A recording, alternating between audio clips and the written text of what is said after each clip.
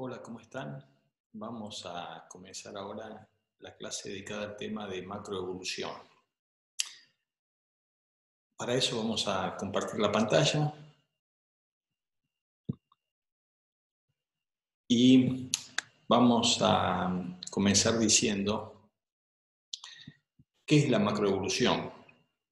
La macroevolución ha sido definida como la evolución que ocurre por encima del nivel de especie, mientras que la microevolución es la evolución que ocurre por debajo de ese nivel. Siendo la especiación algo así como la frontera entre estos dos campos. Hay varias definiciones en la literatura. Acá ven una que dio Stephen Jay Gould, un paleontólogo norteamericano muy conocido, además como divulgador científico, que es una de las personas que, como vamos a ver, ha cuestionado más la suficiencia de la microevolución para explicar toda la evolución, y ha sido un defensor del campo de la macroevolución en diferentes aspectos que vamos a ir viendo a lo largo de la clase. ¿Cuáles son los temas típicos del estudio de la macroevolución? Bueno, acá tenemos simplemente algunos. Por ejemplo, el tema de los patrones evolutivos, lo que se llaman las tendencias evolutivas, como la regla de Cope, por ejemplo, la regla que dice que a lo largo de la evolución los linajes o clados tienden a aumentar el tamaño de las especies que lo componen a través del tiempo. Está el tema de las tasas de evolución, más rápidas, más lentas. Está el problema de la originación y diversificación de las especies, las radiaciones adaptativas, el problema de la extinción, las extinciones masivas, las extinciones de fondo, a qué se debieron, cuándo ocurrieron, a quiénes afectaron, por qué. Está el tema de las novedades evolutivas, que son, cómo se producen, qué relación tienen con la diversificación de las especies. Está el tema de la diversidad y disparidad morfológica que se da en los grupos de organismos a través del tiempo, cómo aumenta la cantidad de especies que componen ese clado, cómo varían las especies dentro de ese clado, cómo se relaciona esto con la ocupación de diferentes nichos que puede haber habido. En fin, todos estos son temas o preguntas típicas del campo de la macroevolución. Ahora vamos a ver que la microevolución, entonces, para dejar los conceptos bien fijados, se refiere a los cambios que ocurren dentro de las poblaciones, y básicamente los procesos que motorizan esos cambios son la selección natural y la deriva genética, como ustedes ya han estado viendo. Y obviamente el estudio digamos, de estos procesos microevolutivos tiene mucho que ver con el uso de las técnicas genéticas y de la genética de poblaciones. El tema del origen de las nuevas especies es, como les decía, algo así como la frontera entre la micro y la macroevolución.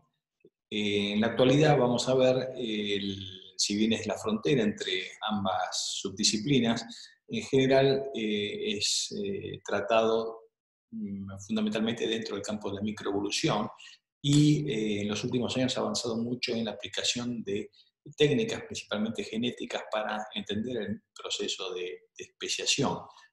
Otro de los aspectos que de alguna manera lo tiende a vincular con justamente el campo de la microevolución más que con el campo de la macroevolución. Pero como les decía antes, si bien todo esto es el núcleo de lo que llamamos la microevolución, el tema de la especiación de alguna manera es la frontera con la macroevolución. Si bien los temas propios o más característicos de la macroevolución, como veíamos antes, tienen que ver con el origen de las novedades evolutivas, la evolución de los nuevos planes de organización corporal, los orígenes de los taxones de alto nivel, de alto rango, problema de las extinciones, el problema de las radiaciones, y todos estos problemas que veíamos antes, en general se abordan a través del estudio del registro fósil y también la aplicación de metodologías filogenéticas, como vimos en clases pasadas, por ejemplo, el mapeo de caracteres a lo largo de una filogenia, la construcción de filogenias, los métodos de contrastes filogenéticamente independientes, por ejemplo. Además, esta disciplina, la macroevolución, también abreva en la aplicación de ideas y conceptos y metodologías de diferentes escuelas morfológicas, como la morfología funcional, la morfología teórica, morfología comparada, etc. Ahora vamos a decir que hay que distinguir muy bien entre lo que se denomina patrón y proceso. Esto es una distinción que a ustedes como biólogos el día de mañana les va a resultar útil porque no solo se aplica a esta materia que estamos dando, sino que se aplica a cualquier otra área de la biología. ¿Qué son los patrones? Los patrones son aquellas cosas que se pueden observar directamente, como por ejemplo una tendencia evolutiva, es decir, a través de la observación del registro fósil yo puedo ir viendo cómo las especies van cambiando a través del tiempo. Dado que yo puedo observar esos patrones de manera directa, es relativamente sencillo, podríamos decir, aunque este sencillo es en términos comparativos, testear hipótesis que tienen que ver con la naturaleza de los patrones, con las características de los patrones.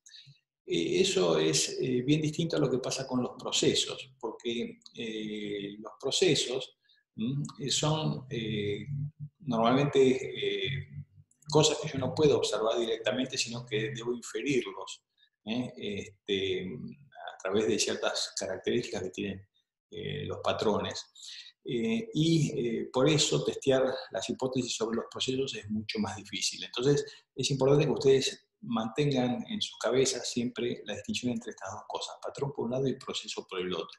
Y esto lo quiero también aclarar con un ejemplo, que creo que va a ser fácilmente entendido. Imagínense que estamos hablando de la extinción de los dinosaurios no avianos, es decir, los dinosaurios de Spielberg. Esos organismos han desaparecido al finalizar el Mesozoico, en el límite entre el Cretácico y el Terciario. Bueno, ese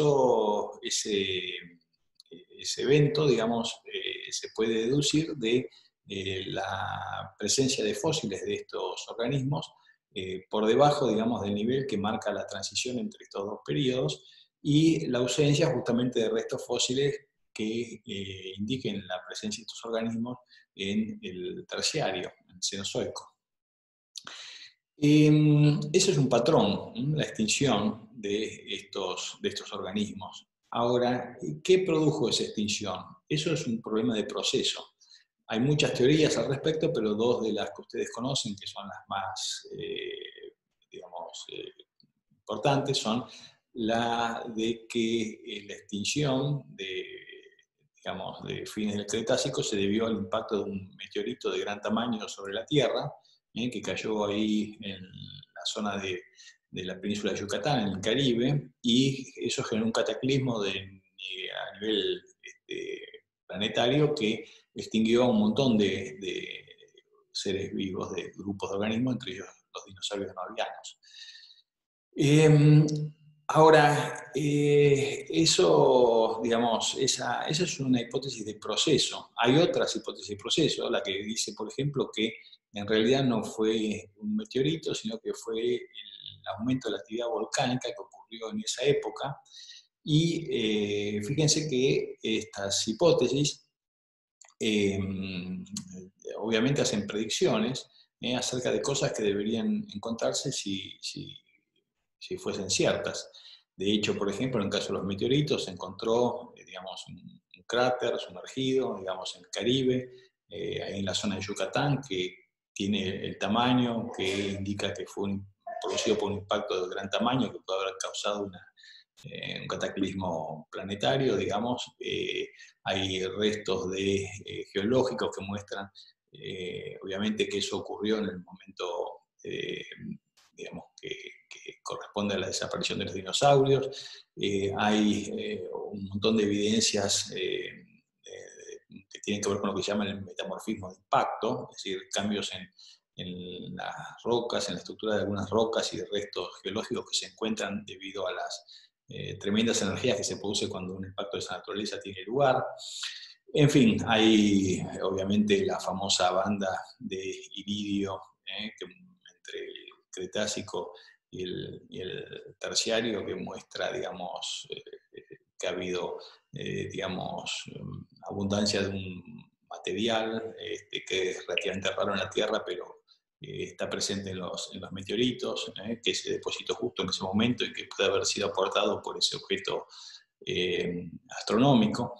En fin, hay un montón digamos, de evidencias que digamos, permiten dar sustento a esta hipótesis. Pero, por ejemplo, también hay evidencias a favor de la hipótesis del vulcanismo como un agente causal de disrupción a nivel planetario que puede haber extinguido a los dinosaurios. Hay una serie de mantos de lava muy importantes en la zona de la India, que son los que se conocen como los Deccan Traps, que son también evidencia de una intensa actividad volcánica que tuvo lugar justamente en el momento en que estas criaturas estaban desapareciendo. Entonces pueden haber sido justamente el agente causal de esa desaparición.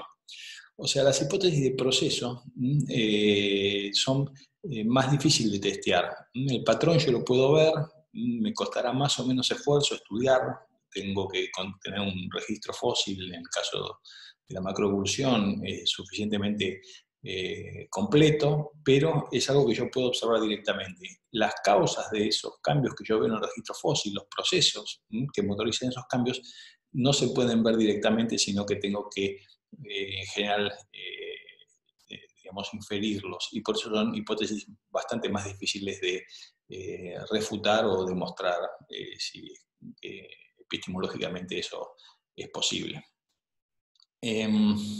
Bueno, entonces, a nivel de macroevolución, ¿qué relevancia tiene esta separación entre patrones y procesos? Vamos a ver, o yo voy a intentar mostrarles, que en realidad la controversia actual entre la macro y la microevolución no está tan centrada en el tema de los patrones, por ejemplo, si la evolución es gradual o es discontinua. Por supuesto que hay controversias, pero no es la más importante. En general, la discusión actual más importante relacionada con la macroevolución tiene que ver con los procesos. Es decir, además de la selección natural y la deriva genética, ¿hacen falta otros mecanismos para explicar el cambio evolutivo, el cambio macroevolutivo, o con la selección natural y la deriva genética de la microevolución nos alcanza? Ese es un poco el aspecto que me interesa enfatizar. La discusión actual no tiene que ver tanto con el patrón, sino con los procesos que postula la macroevolución, que son necesarios para explicar ciertos aspectos del proceso evolutivo, sobre todo la evolución por encima del nivel de especie. Bueno, esto entonces es lo que quiero transmitirles hasta acá.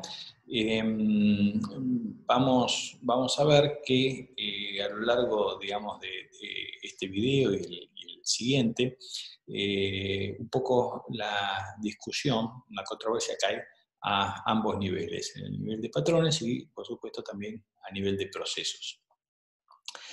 Y para presentar esta discusión, voy a seguir justamente las ideas de Gould.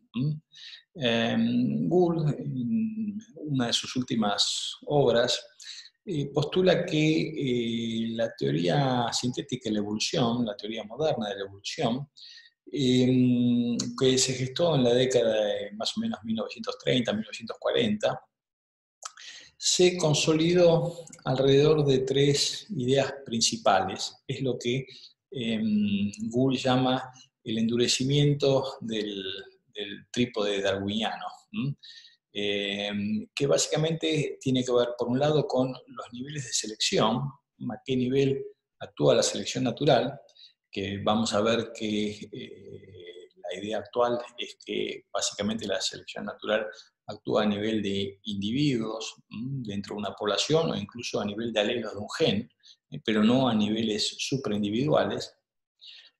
El otro aspecto de este trípode de la teoría, digamos, de evolución actual, tiene que ver con lo que se llama el paradigma adaptacionista, es decir, toda digamos, la evolución es un proceso gradual, sin solución de continuidad y adaptativo, porque es producido básicamente por selección natural, si bien, por supuesto, nosotros actualmente también sabemos de la importancia de la deriva genética. Y la tercera pata del trípode, que es lo que acá figura como extrapolacionismo, yo les decía en una de las primeras clases que en realidad es un principio general de la ciencia, la idea de que las explicaciones tienen que ser lo más generales, lo más universales posibles.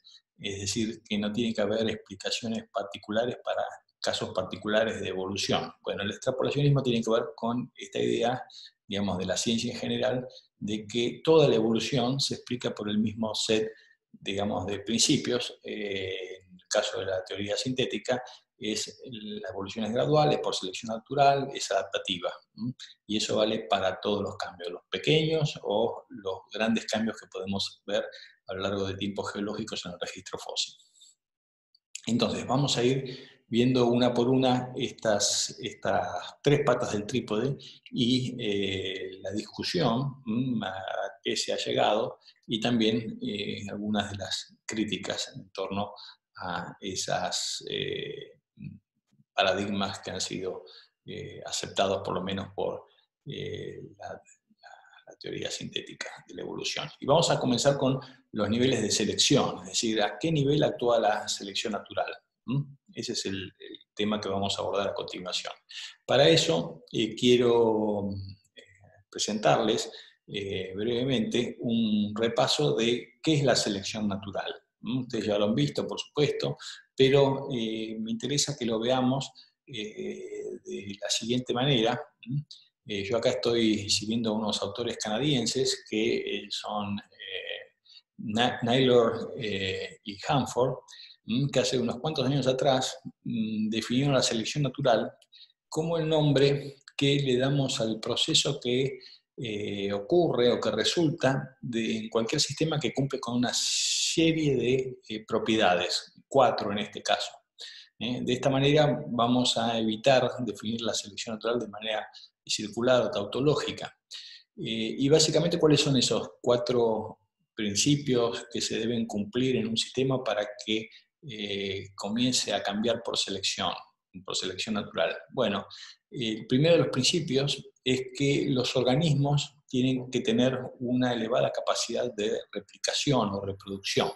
Vamos a ver que replicación y reproducción no es lo mismo. Por el momento podemos asumir que es lo mismo, pero fíjense que replicación significa una copia idéntica de algo, mientras que reproducción, en el caso de los organismos de reproducción sexual, no producen réplicas idénticas. Mis hijos no son genéticamente idénticos a mí, no son clones, sino que llevan solo el 50% de mis genes. Bueno, ahí ustedes pueden ver una diferencia entre ciertos tipos de reproducción, como la reproducción sexual, y lo que se define técnicamente como replicación, que insisto, es dejar copias idénticas.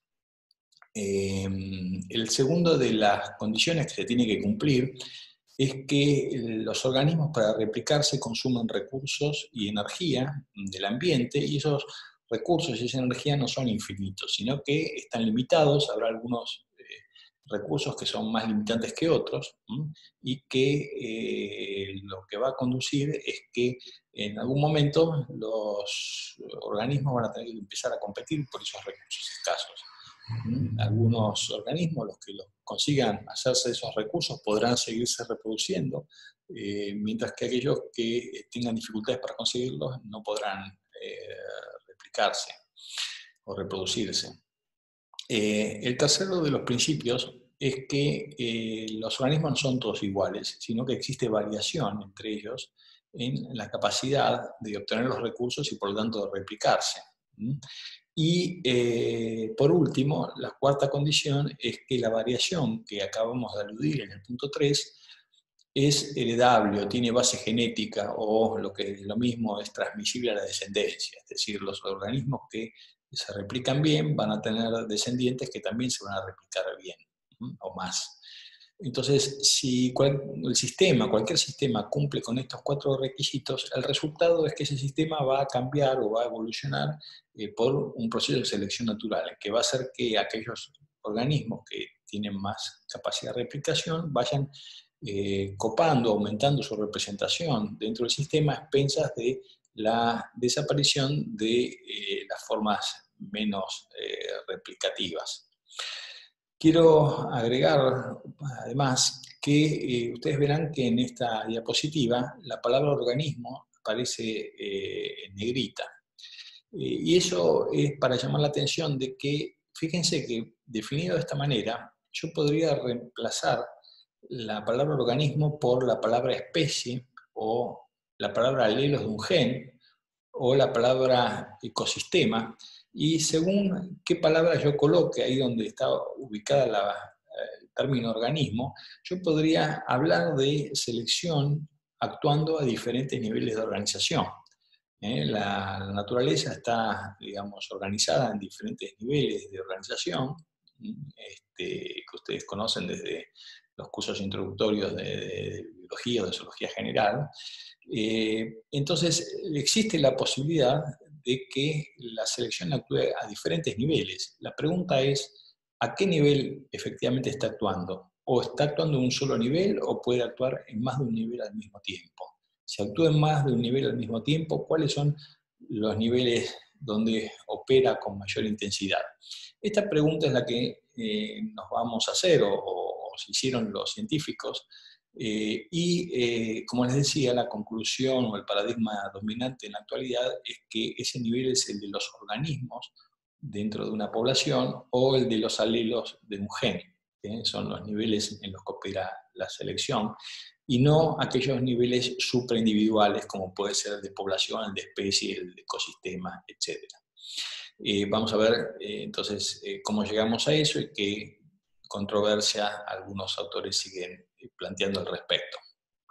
Definir esto o analizar este problema no es una cuestión solamente teórica o abstracta. ¿Por qué digo esto? Porque según a qué nivel actúe la selección natural, si aceptamos que los seres vivos vienen evolucionando por selección natural desde hace 4.000 millones de años a esta parte, las características que van a tener esos organismos van a ser muy distintas si la selección opera a nivel individual, que si opera a nivel de grupo, a nivel de especie. La forma en que están diseñados, las cosas que hagan o dejen de hacer, no van a ser las mismas si son producto de un proceso de selección actuando a nivel individual que si son producto de un proceso de selección actuando a nivel de grupo. Y eso es importante para entender cómo los seres vivos están diseñados y cómo la evolución ha progresado. Bueno, esta discusión acerca de los niveles de grupo hace tiempo que se ha venido desarrollando, pero lo interesante es que durante el siglo XX, quizás la principal área en la que se discutió el problema del nivel de selección no fue tanto la paleontología o la biología evolutiva, sino que fue dentro de una disciplina particular dentro de la biología moderna, que es la de estudio del comportamiento o la ecología del comportamiento animal. Y eso es interesante porque tiene que ver con las diferencias que hay entre la morfología y el comportamiento. En este ejemplo que tenemos en esta diapositiva, arriba a la derecha pueden ver un esqueleto del alce irlandés. Es una especie de ciervo fósil, el cérvido más grande que se conoce que haya existido, es del hemisferio norte. Este animal este, se lo encontraba en el Viejo Mundo, en Europa, en Asia. Se extinguió hace relativamente poco, en el Pleistoceno, y tiene, además de un gran tamaño, unas tremendas cornamentas.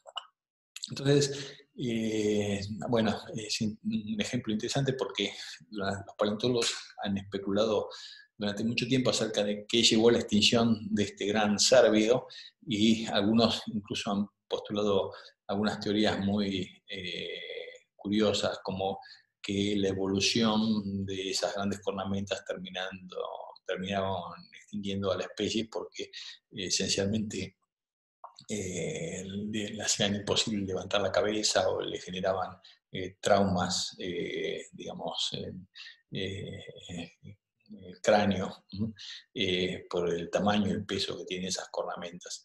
Sin entrar en esos detalles ahora, lo interesante es que la evolución de estas características pueden haber tenido que ver con la defensa contra los predadores o también con la selección sexual. Pero lo cierto es que estas cornamentas, como cualquier característica morfológica, es algo que está presente en el animal que lo desarrolla y no puede, digamos, ser puesto y sacado, digamos, de su fenotipo a discreción.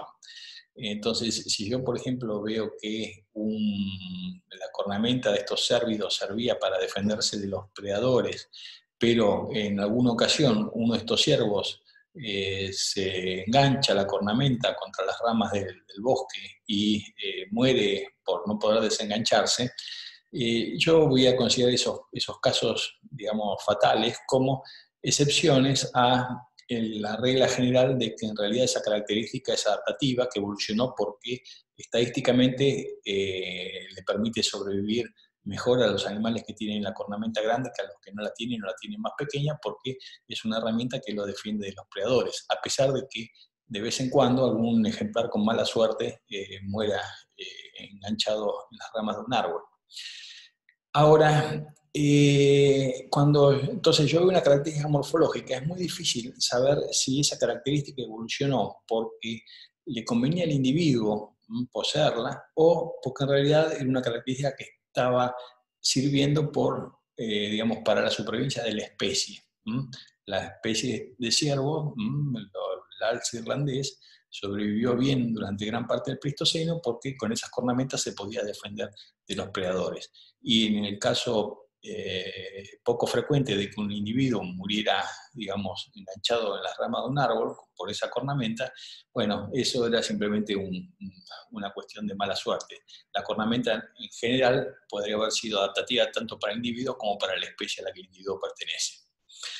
El caso del comportamiento, como el ejemplo que tenemos en la foto de abajo, donde vemos un ave pariente del tero, realizando un despliegue de amenaza frente a un facocero, una especie de jabalí africano silvestre, tiene la diferencia de la cornamenta, la particularidad de que es un comportamiento que el individuo puede llevar a cabo o no. No es como la cornamenta que está fija a la cabeza del animal. El animal de alguna manera decide si hacer ese despliegue frente a un potencial predador de su nido o en realidad no hacer ningún despliegue y salir volando. Entonces, el hecho justamente de que el comportamiento, a diferencia de la morfología, es algo que se puede hacer o no hacer a discreción, brinda justamente una posibilidad de analizar en más detalle digamos, a quién benefician las cosas que los organismos hacen.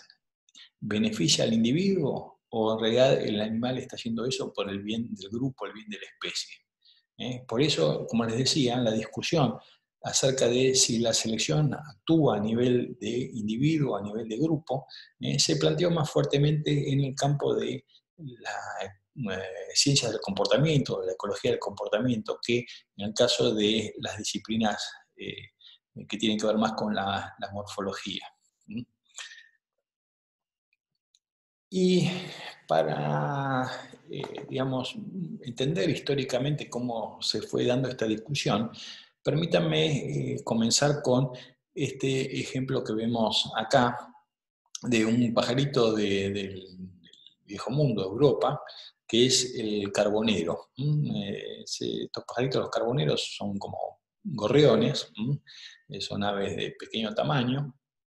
Hay varias especies, pero esta en particular, el Parus major,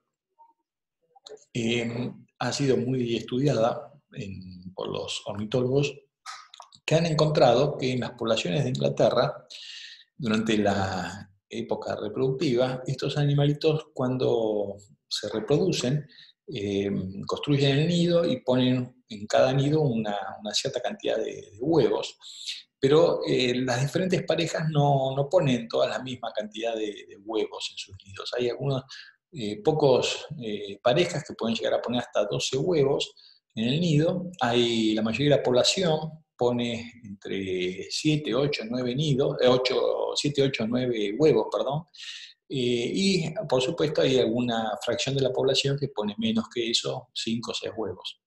Entonces, algunos científicos consideraban que este tipo de comportamiento era una evidencia de que la evolución había actuado por selección natural, operando a nivel de grupo, de población o de especie, porque si los pajaritos tenían capacidad de poner hasta 12 huevos, ¿por qué la mayoría de la población ponía menos de 12 huevos? Era considerado este comportamiento como una limitación, una restricción del potencial reproductivo del individuo, que tenía por finalidad mantener a las poblaciones, a las especies, dentro de la capacidad de carga del ambiente, de manera tal de que la población sobreviviera. Si todos los pajaritos ponían la máxima cantidad de huevos que podían poner, 12 en este caso, la cantidad de pajaritos se iba a aumentar enormemente en las poblaciones, y eso digamos, iba a conducir a la falta de alimento para todos ellos, la falta de lugares para nidificar, etc. Y todo eso podía llevar a largo plazo a la desaparición de la población. En cambio, si los individuos limitan su output reproductivo por debajo del potencial que tienen, la población se mantiene más pequeña, pero podríamos decir así, en armonía con la capacidad de carga del ambiente y los recursos que el ambiente les ofrece. Bueno, hubo un autor inglés, un ecólogo, Wayne Edwards, que en 1964 publicó un trabajo que se llamó La dispersión animal en relación al comportamiento social, donde recopilaba todas las evidencias que él consideraba sustentaban esta idea de que los organismos, los individuos son altruistas, es decir, eh, limitan su capacidad de reproducción para favorecer la supervivencia de la especie o de la población. En un planteo típico de lo que denominamos entonces selección de grupo. Y él, entre los múltiples argumentos que mencionaba en su obra, mencionaba, por ejemplo, lo que él llamaba los despliegues epidécticos. Algunos organismos, por ejemplo, en este caso, en esta foto vemos una bandada de aves volando al atardecer,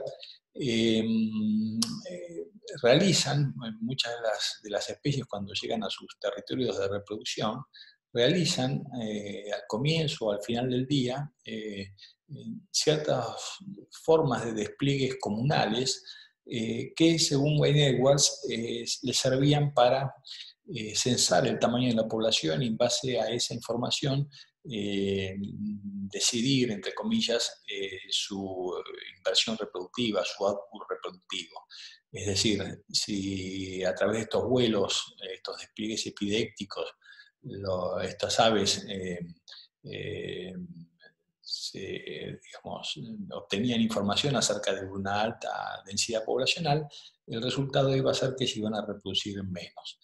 Si la información era de que en realidad la densidad era baja, quizás se iban a reproducir más. Pero eran todos mecanismos para censar el tamaño poblacional, los despliegues epidécticos, y en función de eso limitar más o menos su output reproductivo para mantener a la población dentro de la capacidad de carga del ambiente. Otro ejemplo de comportamientos que evolucionaron por el bien de la especie para limitar la reproducción individual es el de las jerarquías sociales. Las jerarquías sociales muchas veces hacen que solo algunos individuos de la población puedan reproducirse, mientras que otros no lo hagan. De esa manera, nuevamente, también manteniendo a la población por debajo de la capacidad de carga del ambiente.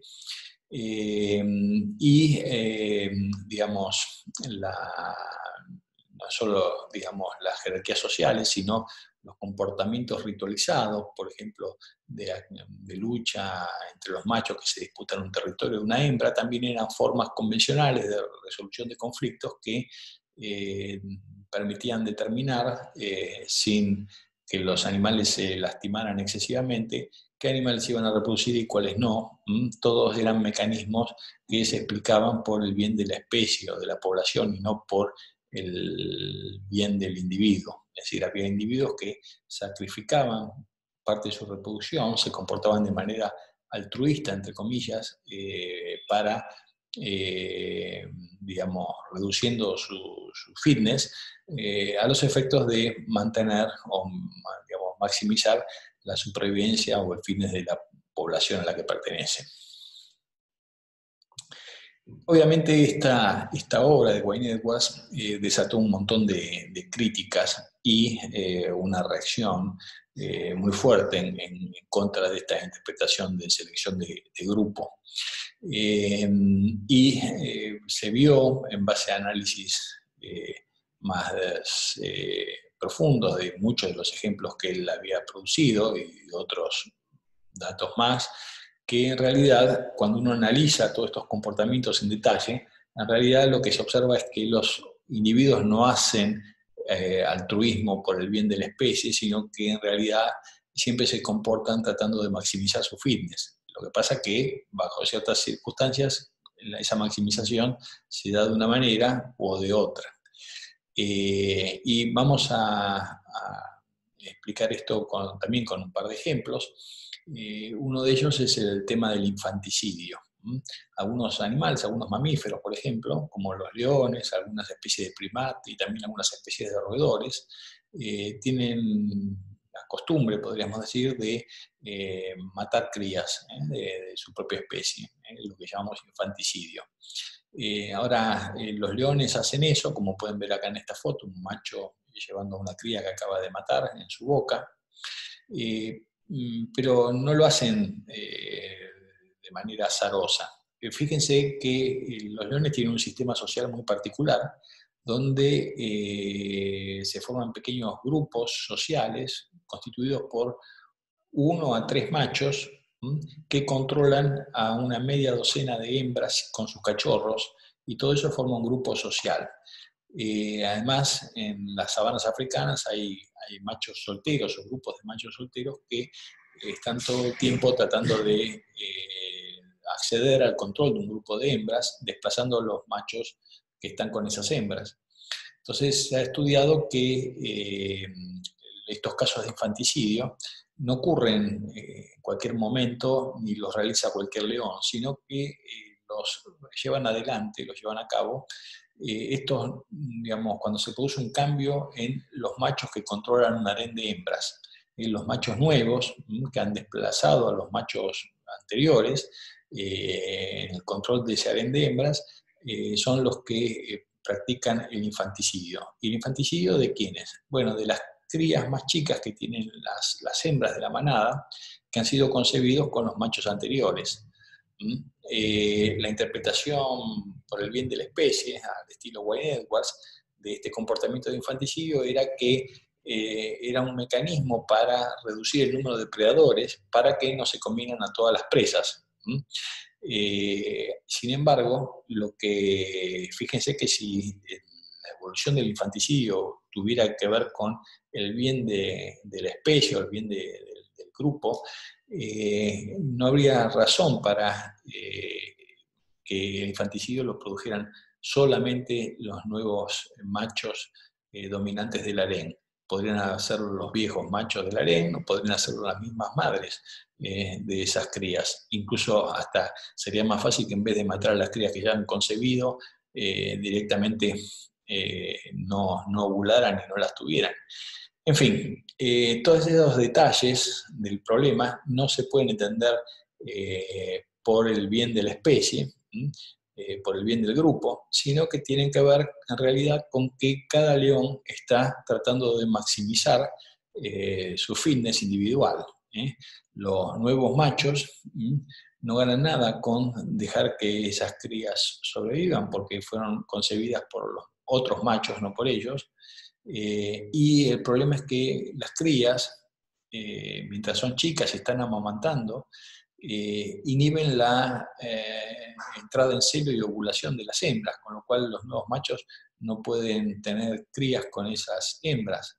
Entonces, eliminar a las crías que están lactando, es una forma de acelerar la entrada en estro de las hembras y poder dejar descendientes con ellas. Por supuesto que a las hembras, las madres de los cachorros, no les conviene que su cría sea eliminada, porque esa cría sí es suya. Entonces se ve también que las hembras no solo no realizan el infanticidio de sus hijos, sino que además tratan de evitar que los nuevos machos lo practiquen. Incluso en algunas circunstancias hasta abandonan el grupo social para evitar que los nuevos machos dominantes eliminen a sus crías. Entonces, como ven, el análisis más detallado de estos comportamientos muestra que en realidad los individuos no están actuando por el bien de la especie, sino tratando de maximizar su fitness. Otro ejemplo también de extremo es el caso de los suicidios colectivos que ocurren en algunas especies de organismos. En el caso de los cetáceos, es bastante conocido que de vez en cuando se producen varamientos masivos de animales en las playas, y para Wayne Edwards o los defensores de la selección de grupo atribuían esos comportamientos a formas de autosacrificio, de altruismo, por el cual algunas especies que no tenían controles poblacionales naturales se autoeliminaban para evitar la superpoblación. Ahora, ese tipo de comportamiento no es en realidad un suicidio, sino que sabemos que se produce porque en general los animales se desorientan y quedan atrapados en las playas, donde terminan finalmente muriendo, pero no es un comportamiento que pueda ser interpretado como un acto altruista por el bien de la especie para evitar la superpoblación. Como les decía, a todas estas reinterpretaciones de algunos de los casos de comportamientos altruistas que había recopilado Wayne Edwards, se le han sumado también estudios más detallados que muestran cuáles son las mejores decisiones que pueden tener los individuos para reproducirse en sus poblaciones. Siguiendo con el ejemplo de los pajaritos, los carboneros, con el que comenzamos a hablar de este tema, lo que ven acá son dos gráficos que muestran, por un lado, a la izquierda de la pantalla, cómo el peso que alcanzan los pichones al final del periodo de alimentación en el nido, depende de la cantidad de pichones que haya en el nido, la cantidad de hermanos que estén siendo criados por los padres. Cuanto más pichones crecen en un mismo nido, menos peso alcanzan las crías al momento de abandonarlo. Y en cambio, si son pocos pichones, los pocos que hay terminan adquiriendo un mayor peso. Esto obviamente tiene que ver con la capacidad que tienen los padres de alimentar a los pichones. Cuanto menos pichones hay, el alimento que pueden conseguir se reparte entre menos bocas y eso determina que engorden más. Ahora, lo interesante, como pueden ver en el gráfico a la derecha, es que hay una relación directa entre el peso que alcanzan los pichones al momento de abandonar el nido con la probabilidad de supervivencia que tienen los pichones. Es decir, los padres, de la óptica, digamos, de los padres, tener muchos hijos muy flaquitos puede no ser la mejor estrategia de dejar descendientes, porque muchos de esos individuos no van a sobrevivir. Quizás es mejor dejar menos crías que las máximas posibles, pero asegurar que la mayoría de ellas sí puedan sobrevivir hasta el verano siguiente y puedan reproducirse. Entonces, los estudios muestran en general que la supervivencia por nidada ocurre a niveles intermedios de camada, y incluso los modelos más sofisticados, podríamos decir, que analizan las decisiones reproductivas de estos pajaritos, muestran que si uno también incluye el costo que tiene para los padres la crianza de un determinado número de pichones, el óptimo de pichones a criar en cada evento reproductivo es aún menor. Eso es lo que está representado en el gráfico de acá abajo. Fíjense que esta parábola de alguna manera representa la cantidad de pichones que sobreviven, dependiendo del tamaño de nidada, que este gráfico parabólico sale de esta curva que vemos en el gráfico de arriba, que sugiere que, bueno, el óptimo, digamos, de crías estaría acá, alrededor de 10 crías, que sería el óptimo de esta parábola. Ahora, si yo incluyo los costos que tiene para los padres alimentar a todos esos pichones o criar todos esos pichones, que va a afectar su probabilidad de sobrevivida y la posibilidad de seguir reproduciéndose al año siguiente, y asumo que ese costo es proporcional a la cantidad de crías que están criando, fíjense que en realidad la decisión óptima para los padres es la de tener un número de crías que maximice la diferencia entre los beneficios, la cantidad de descendientes que van a dejar, y los costos que ellos van a tener. Ese máximo, esa máxima diferencia se alcanza acá donde estoy poniendo el cursor, que representa un tamaño óptimo de nidada que es menor a el máximo de esta curva de acá. En fin, esto simplemente para que vean, o tratar de reforzar una vez más la idea de que lo que hacen los animales, lejos de ser comportamientos que intentan limitar la reproducción individual para favorecer la supervivencia de la especie, en realidad son probablemente las decisiones que conllevan a la maximización de sus fines en esas circunstancias. Así como entonces la evidencia fáctica muestra que los individuos no limitan su reproducción, sino que tratan de maximizarla, hay también elementos teóricos que muestran que la selección de grupo por el bien de la especie no debería darse en la naturaleza. En particular porque las poblaciones en la naturaleza no están lo suficientemente aisladas unas de otras como para permitir lo que sería la selección entre poblaciones de individuos que tengan comportamientos altruistas, es decir, que limitan su reproducción individual para asegurar la supervivencia del grupo, versus aquellos que son egoístas, es decir, aquellos que maximizan su reproducción, como veíamos hasta recién. Y esto, de alguna manera, está, digamos, ¿por qué, digamos, la falta de aislamiento entre las poblaciones impide que puedan evolucionar características por el bien del grupo? Bueno, la idea está sintetizada en esta caricatura que corresponde a un dibujante norteamericano bastante conocido, de apellido Larson, que solía publicar caricaturas, digamos, que captaban la esencia de ciertos problemas biológicos muy concretos, como este que estamos analizando, de la unidad de selección. Lo que está representado en esta caricatura, si ustedes se fijan, es un grupo de unos bichitos que parecen roedores, que van caminando hasta arrojarse a un río, donde van a perecer ahogados, pero hay uno de los ratoncitos que tiene alrededor un salvavidas. ¿Y qué es lo que, de dónde viene esta caricatura? Bueno, en el norte, digamos, en el Ártico, hemisferio norte, hay unas especies de roedores que se llaman lemmings, que tienen ciclos poblacionales muy marcados. Cada 3, 4 o 5 años la densidad de lemmings aumenta considerablemente. Esos ciclos están muy bien establecidos y han sido muy estudiados.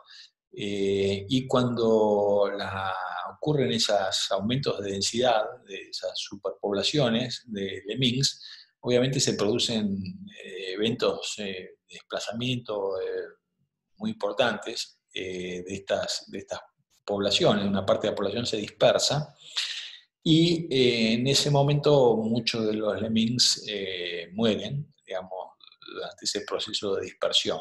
Y hay un poco, obviamente, de mito acerca de las cosas que ocurren durante esas migraciones. Por ejemplo, esto de que los bichos comienzan a dispersarse y se encuentran con un río, intentan cruzarlo y casi invariablemente mueren ahogados o llegan a los bordes de un acantilado y los que vienen atrás siguen avanzando y van tirando a los que están adelante. Bueno, todo ese mito, de alguna manera, es lo que está sintetizado en este ejemplo de la caricatura de Larson. Para Wayne Edwards, estas formas de suicidio colectivo eran también comportamientos que permitían reducir la superpoblación para asegurar la supervivencia a largo plazo de la población o la especie, a costa del sacrificio individual. Pero si eso fuera así en las poblaciones, imagínense qué ocurriría si aparece un organismo mutante, que sería acá el ratoncito que está con el salvavidas, que en vez de suicidarse, se trata de no hacerlo, sobrevive y se reproduce.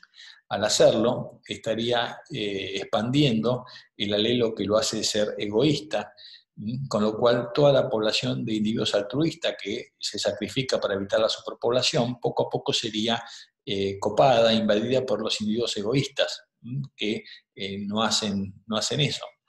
Este es un argumento justamente en contra un argumento teórico, podríamos decir, en contra de la evolución de comportamientos altruistas por el bien de la especie, porque no podrían evitar que la población sea copada por un mutante que sea egoísta. La única forma sería que las diferentes poblaciones de individuos altruistas y egoístas estuvieran completamente aisladas unas de otras y que la extinción más alta de las especies de las poblaciones egoístas permitiera la selección interdémica entre poblaciones que le permitiera a las poblaciones de altruistas tener como población un fitness más alto que las poblaciones egoístas. Pero, como les decía, la evidencia muestra que las poblaciones animales en la naturaleza no están aisladas de esta manera, sino que hay cierta cantidad de flujo entre ellas, en la mayoría de los casos, con lo cual un individuo egoísta podría invadir una población altruista y corromperla, transformándola en una población egoísta. En definitiva, tanto las evidencias empíricas como las evidencias teóricas sugieren que la selección a nivel de grupo, por lo menos al estilo como lo planteaba Wayne Edwards,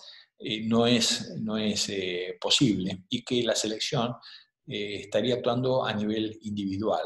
Los individuos serían,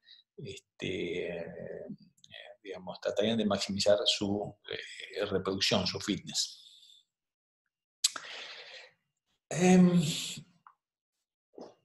Si bien esta conclusión parece bastante sólida, los solo conocen la existencia de algunos casos curiosos que deben ser explicados desde esta perspectiva individual, que son los casos de altruismo que corresponden a lo que llamamos helpers, o ayudantes de nidificación, que son unos comportamientos o son unos tipos de individuos que aparecen en las poblaciones en diferentes especies de aves, pero también hay casos de helpers en mamíferos.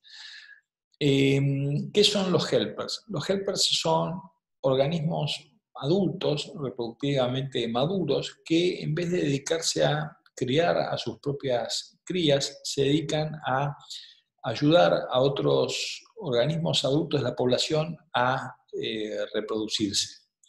En este dibujo que vemos acá, vemos a una pareja de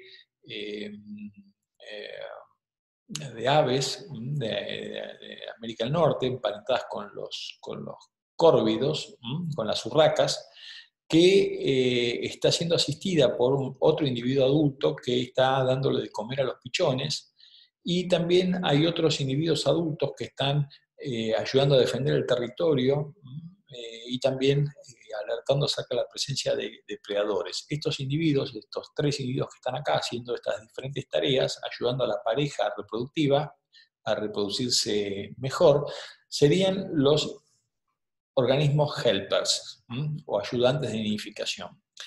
En aves hay más de 300, 400 especies de aves que tienen este tipo de comportamiento.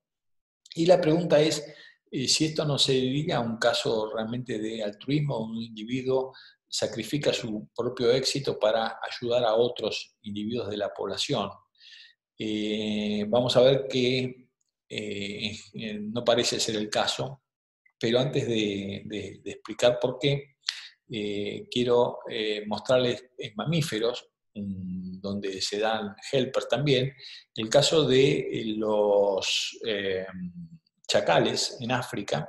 Hay hembras que en vez de reproducirse se dedican a cuidar las crías de otras hembras, e incluso hasta pueden amamantar a las crías de otras hembras. Y defienden las guaridas contra otros predadores que los chacales pueden tener, como por ejemplo hienas. Acá en esta diapositiva vemos, digamos que los helpers aparentemente tienen un efecto significativo sobre la posibilidad de reproducción de la pareja reproductiva. Lo que tenemos en estos tres gráficos son la cantidad de crías que la pareja reproductiva va a producir en función del número de ayudantes, de helpers que la estén asistiendo. Si la pareja está sola, es decir, no tiene ningún helper, va a dejar, en el caso de estos los chacales, un promedio de 1,3 crías en promedio por evento reproductivo, pero si tiene un helper, o sea, la pareja más un helper, son 3 individuos, la cantidad de crías que van a producir por cada evento reproductivo aumenta hasta sobrepasar las 3 crías, y si tiene 2 helpers aumenta hasta 4, y si son 3 helpers más la pareja reproductiva, en total 5 individuos, pueden llegar a dejar en promedio hasta 6 crías que sobrevivan. Es decir, hay una correlación entre la cantidad de helpers y la cantidad de crías que la pareja va a producir. Lo mismo se ve en diferentes especies de aves, como por ejemplo acá unos abejarrucos africanos, estos son parientes de los martines pescadores. También se ve que si la pareja reproductiva es asistida por un mayor número de helpers, la cantidad de crías en promedio que pueden producir aumenta, y acá también se ve un fenómeno similar en una especie de pájaro carpintero del hemisferio norte. Obviamente estos son resultados de campo de tipo correlacional, y ustedes saben, como veíamos en clases pasadas, que las correlaciones no demuestran causación. Podría ser simplemente que las parejas más experimentadas, que pueden dejar más hijos, atraen más ayudantes, y por eso estas barras tienden a aumentar. pero no demuestra que efectivamente aumentan por la ayuda de los helpers. Entonces se han hecho experimentos justamente tratando de remover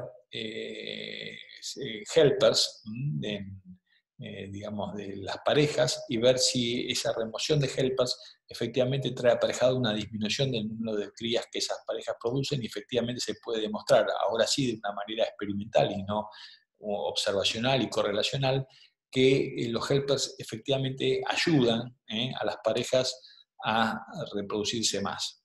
Entonces, ¿qué clase, digamos, de selección puede producir este tipo de comportamientos aparentemente altruistas?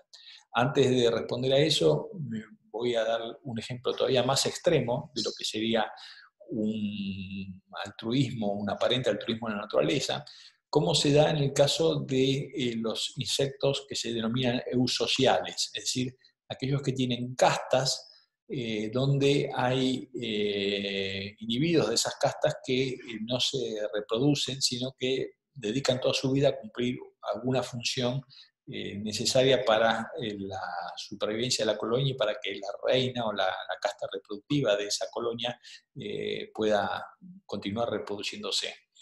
Los insectos eusociales, los casos más conocidos obviamente los tenemos entre los insectos himenópteros, es decir, hormigas, avispas, abejas, donde además de la abeja, en el caso de la abeja por la reina, que es la que se reproduce, hay un montón de obreras que se dedican a mantener la colonia, a criar a las larvas que está produciendo la abeja reina. Por supuesto también están los machos, los zánganos, que son los que se van a parear con las reinas.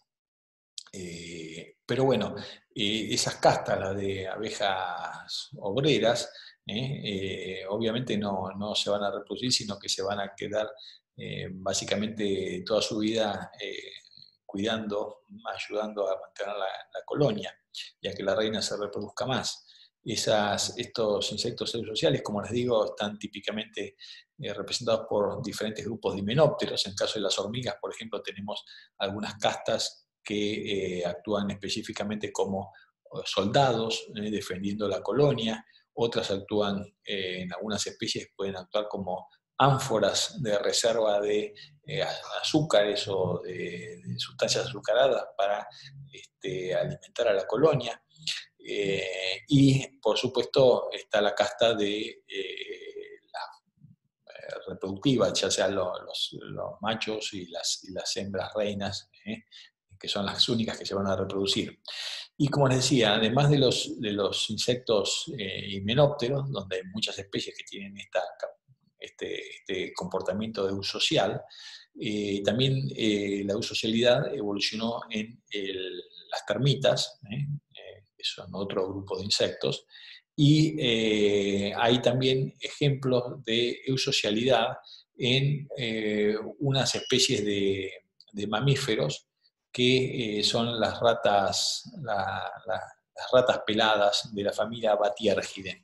Vamos a ver si acá en la próxima diapositiva tenemos una foto. Sí, acá tenemos la rata pelada, que vemos a la derecha. Son organismos cavícolas, es decir, viven en túneles que ellos mismos excavan. Las colonias pueden estar formadas por varias decenas de individuos, donde hay una pareja reproductiva y todo el resto son crías de esa pareja reproductiva que básicamente actúan como organismos obreros, cavando túneles. Acá a la izquierda tenemos otra especie de la familia Batiérgide, un poco más peluda y un poco más linda, que es la rata de Damara. Todos estos mamíferos eusociales de esta familia Batiérgide viven en zonas áridas de África, donde son subterráneos, y las colonias sobreviven cavando túneles y encontrando a través de esos túneles que van excavando los parches de alimento, las raíces, los tubérculos de las plantas que crecen en superficie, que son el alimento que ellas consumen. Aparentemente el tipo de ambiente, la aridez, la dureza del suelo, es uno de los factores ambientales que ha tenido que ver con la evolución de este comportamiento colonial, porque se ha visto que las colonias que están formadas por mayor cantidad de individuos son las que más éxito tienen para encontrar el alimento que necesita la colonia para sobrevivir.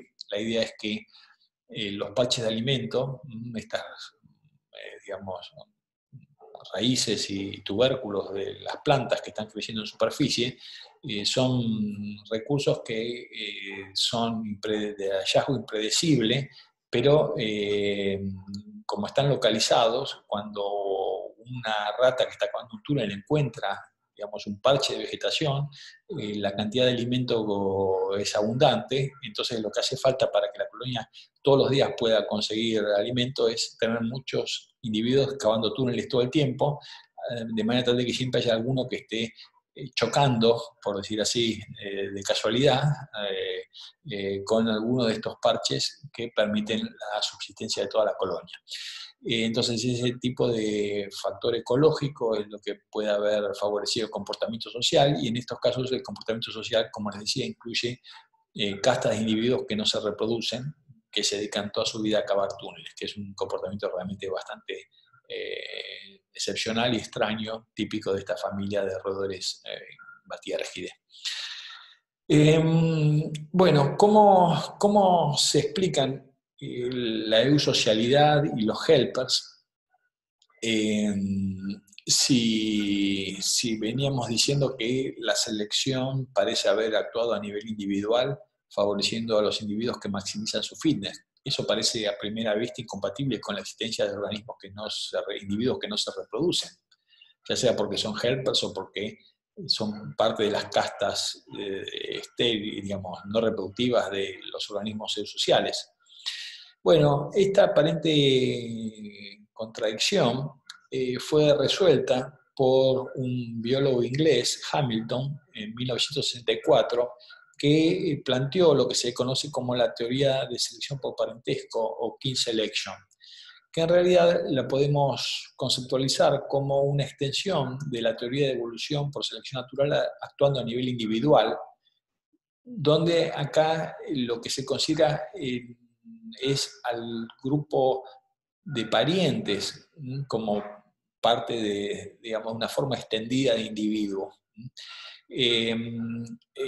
También el caso de la selección por parentesco es entonces como un caso entonces, de extensión de la teoría de selección natural actuando a nivel individual, o casi la podemos ver como un caso extremo, muy particular, de selección de grupo, donde el grupo son los individuos emparentados, que son como una forma de individuo extendido, si ustedes quieren. ¿Y qué es lo que plantea Hamilton con su teoría de selección por parentesco? Lo que dice Hamilton básicamente es que la evolución por selección natural no maximiza el éxito reproductivo individual, sino que lo que maximiza es lo que se llama el éxito reproductivo inclusivo o incluyente, algunos lo llaman de cualquiera de estas dos maneras. Este éxito reproductivo inclusivo es la suma del éxito reproductivo directo, que tiene que ver con la cantidad de hijos típicamente que un organismo va a dejar, más lo que se denomina el éxito reproductivo indirecto, que esto tiene que ver con las crías de los parientes, que por ser parientes van a llevar parte de los genes del individuo que estoy analizando como individuo focal. Vamos a tratar de desarrollar esta ecuación y vamos a decir que el éxito reproductivo inclusivo es igual al número de crías, acá está mal escrito crías, por R, que es lo que se denomina el coeficiente de parentesco. El coeficiente de parentesco es una medida que los genetistas han desarrollado hace mucho tiempo, que de alguna manera, digamos, no voy a usar la definición técnica, que seguramente ustedes la van a haber visto, la verán en genética, tiene que ver con el porcentaje de mis genes que están presentes en un organismo de la población. Cuanto más emparentado esté ese organismo a mí, más proporción de mis genes va a aportar. También se lo puede definir como la probabilidad, digamos, de que un determinado alelo de uno de mis genes esté presente en otro organismo de la población. Lo cierto es que ese valor R se puede calcular con mucha precisión para cualquier tipo de organismo. Por ejemplo, el R, el coeficiente de parentesco de un padre con un hijo, es de 0,5, es decir, la cría lleva el 50% de mis genes.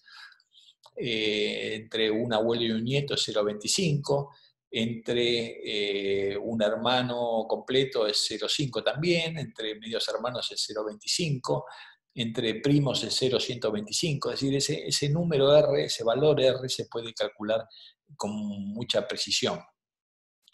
Entonces el éxito reproductivo directo, que hasta ahora es lo que consideramos como el fitness, que la selección natural maximiza, en realidad ahora es el R por el número de crías que el individuo va a producir, más lo que llamamos el éxito reproductivo indirecto, que es tiene que ver con las crías de los parientes, pero no con todas las crías que tienen los parientes, sino con las crías de más que el pariente va a tener por efecto de lo que yo haga por ese pariente.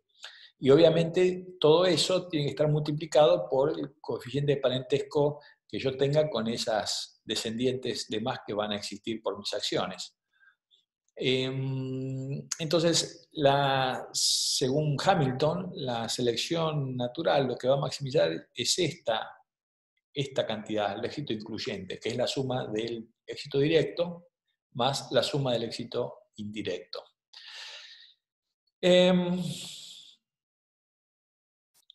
Entonces vamos a tratar de mostrar ahora, como hizo Hamilton, en qué condiciones el ayudar a otro organismo a reproducirse aumenta mi eficacia inclusiva, mostrando que la selección natural, actuando a nivel individual,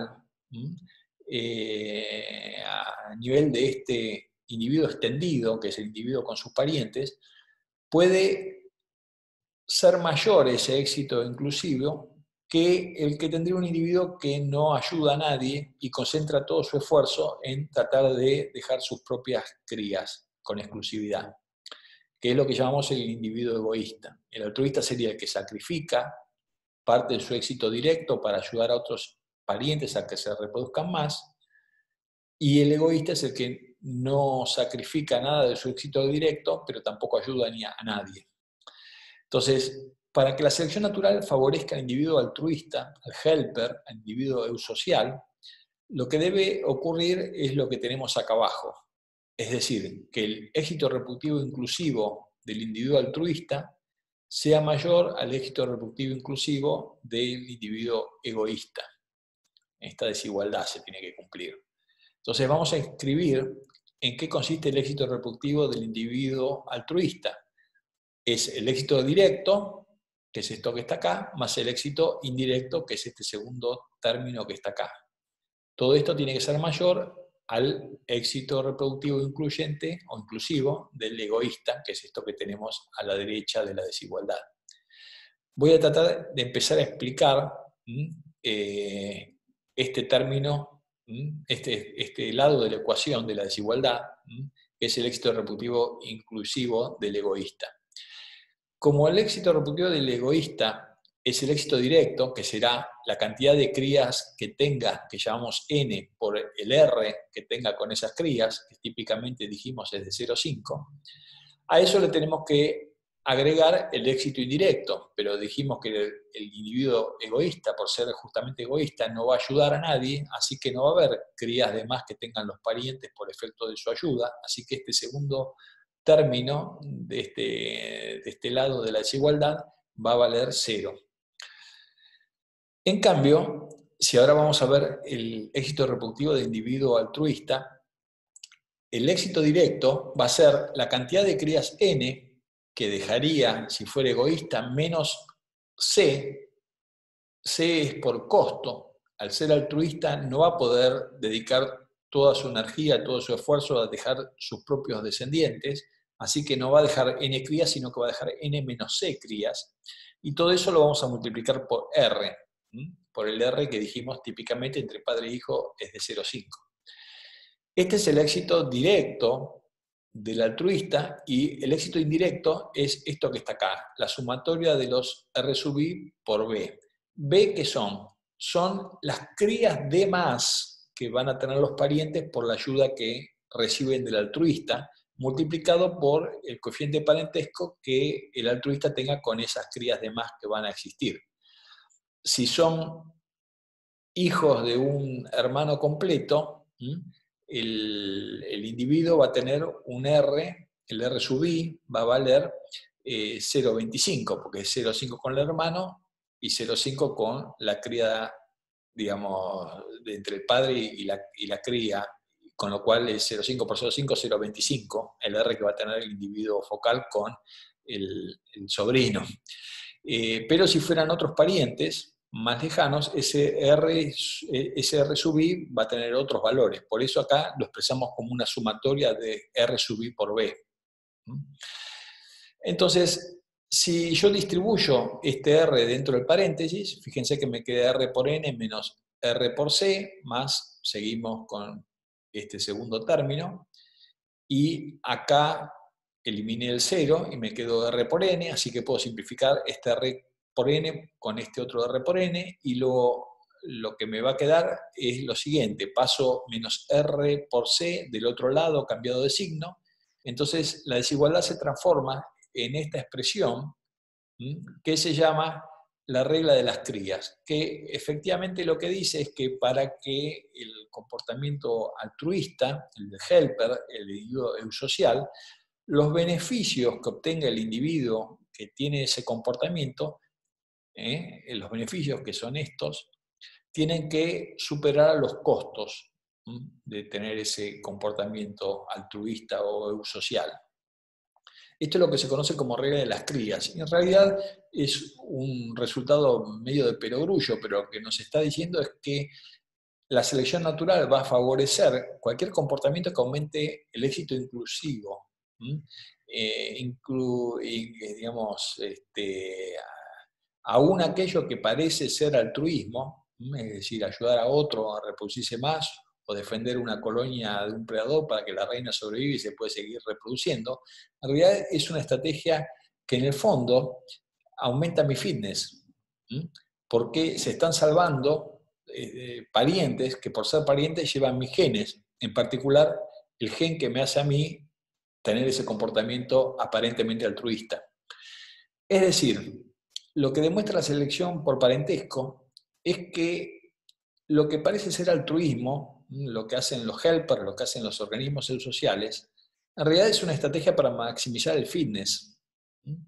Entonces decimos que es altruismo de tipo fenotípico, parece altruismo, pero desde el punto de vista genotípico no es altruismo. El altruismo no existe, porque esto que fenotípicamente parece altruismo es una forma de maximizar el fitness del organismo que está teniendo ese comportamiento. Bueno, antes de decir dos palabritas sobre crítica a este enfoque para cerrar esta primera parte de la teórica de macroevolución, quiero decirles que esto que acabamos de ver, la teoría de selección por parentesco, lo que muestra es, digamos, que, como les digo, es una extensión de la teoría de evolución actuando a nivel individual, y muestra que los organismos no parecen actuar por el bien de la especie, y a nivel genotípico no existe el altruismo, es todo egoísmo, todo es maximización del fitness. Pero también es interesante porque este enfoque, de alguna manera, es, digamos, cambia nuestra perspectiva de cómo, de la unidad de evolución, porque acá ya directamente, incluso hasta no estamos hablando ni siquiera de individuo, estamos hablando de el alelo, los alelos de un gen, el alelo que me hace a mí ser altruista versus el alelo que me hace a mí ser egoísta. El alelo que me hace a mí ser helper versus el alelo que me hace a mí tener mi propia pareja y reproducirme. Esta idea de selección por parentesco, de kin selection, entonces es de alguna manera la base de lo que se conoce como la teoría del gen egoísta, ¿no? Popularizada por otro autor inglés, Richard Dawkins. Y este enfoque, donde, insisto, la unidad de evolución es el individuo o incluso los alelos de un gen, ha sido criticado por autores como Gould, diciendo que es una forma de reduccionismo científico y que en realidad el error está en digamos, un énfasis excesivo en lo que se denomina el replicador, es decir, la unidad que se copia, se reproduce, se replica, que serían los alelos de un gen, y no en el interactor, que puede ser unidades a otros niveles de organización. Lo que de alguna manera critica Gould es que en realidad el fitness de un gen no depende solo del gen, sino de todo el paquete con el que ese gen viaja, que es el organismo, como mínimo, en el cual ese gen está metido. Entonces, lo que hace Gould al hablar de que el error es el énfasis en el replicador y no en el interactor, es de alguna manera atacar esta noción de que la selección natural está actuando a nivel de los alelos de un gen, y que en realidad la selección actúa a niveles de interactores que se corresponden con los diferentes niveles de organización que están por arriba de alelos de un gen, que pueden ser el individuo, pueden ser los grupos de individuos, incluidos hasta las especies, como vamos a ver más adelante. No es, digamos, una vuelta atrás la idea de Gould a la idea de Wayne Edwards, sino que son otras formas de, digamos, de considerar, como vamos a ver en el siguiente video, que la selección puede actuar a nivel de especies y no solo a nivel de individuos dentro de una población. Pero vamos a dejar este punto para el próximo video.